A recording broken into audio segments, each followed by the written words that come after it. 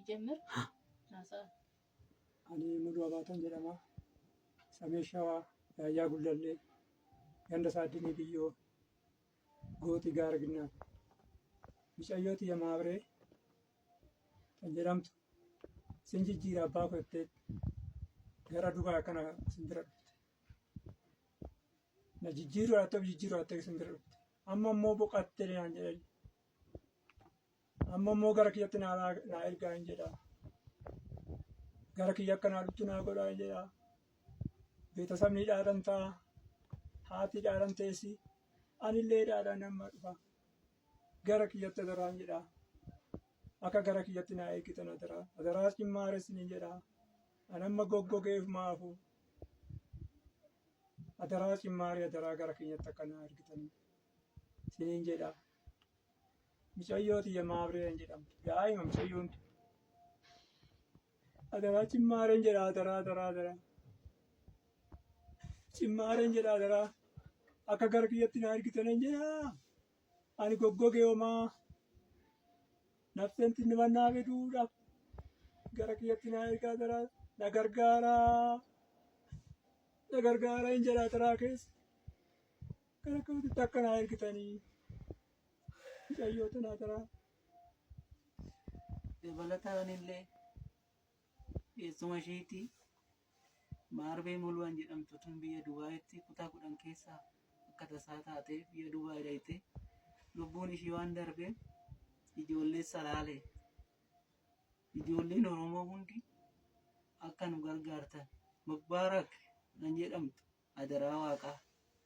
waa'ini kun utuwaa malee hin jaaji waaqa utuwaa malee utuwaa waaqa adaraa waa'ini kun utuwaa hin qabu adaraa waaqaa nu bira hin darbina ijoollee salaalee adaraa ijoolleen Oromoo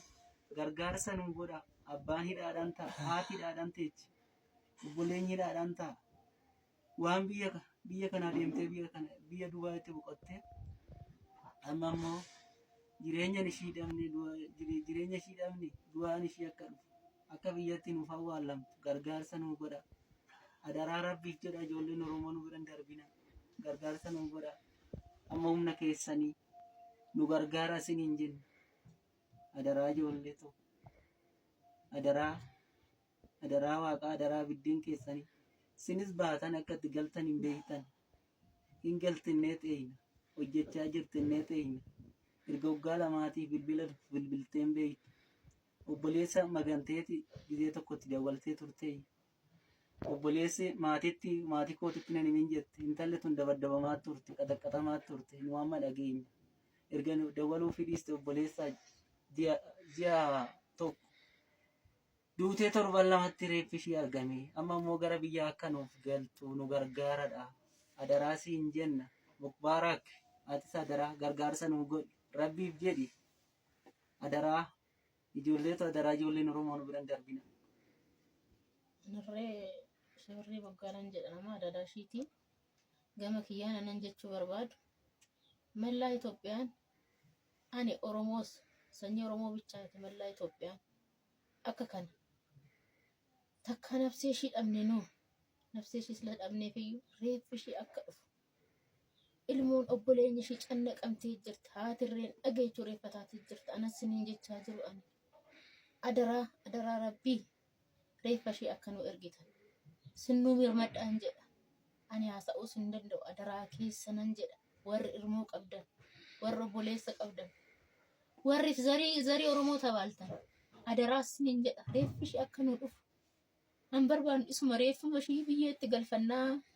reeffuma ishii akka hizbiin raakamee jiru kan maaloo nu dhagaa maaloo nu dimtsii nu kenna sinnuu iyyadha sinimmoo nan jedhu Mubbaarak adaraa rabbii sin nama qarqaartan jedhanii dhaga'e ilmoo tana reeffi ishii takkaa bade adaraa siniin jedha reeffi ishii akka nu dhufu nu godha sin waaqarraa argattu nurraa doon ta'in adaraa rabbii waaqan sin qabe adaraa keessa tokko immoo nan jedhu afaan Amaarኛadhaan nan dubbachuu barbaada intalli እቺ ልጅ ከሄደች 2 ዓመት ሆኗታል ኦሮምኛ ማሰሙ ሰዎች ሬሳው እንዲመጣልን ነው የምንፈልገው እኛ ሌላ ነገር አንፈልግም አደራችሁ እኔ የምላችሁ ማውራትም አልችልም። እኔ እናትየው ሬሳ ናት፣ አባትየውም እንደምታው ናቸው። ግራ ገብቶናል። እኛ ሬሳ እንዲመጣልን ነው የምንፈልገው። አማራ ኦሮሞ አንልም እኛ ኢትዮጵያ በሙሉ አደራችሁ ነው የምላችሁ። ድምጽ ሰጠኝ። ይሄንን ነው የምላችሁ። እኔ ሌላ የምላችሁ የለም።